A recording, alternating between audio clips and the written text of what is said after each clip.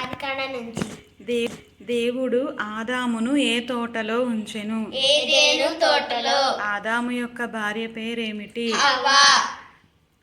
ఆదాము యొక్క కుమారుల పేర్లేమిటి? కయీను, హేబెలు, షేతు.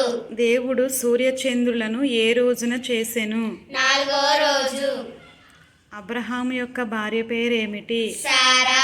అబ్రహాము యొక్క తండ్రి పేరేమిటి? తెరహు. అబ్రహాము యొక్క సహోదరుని కుమారుని పేరేమిటి? లోతు.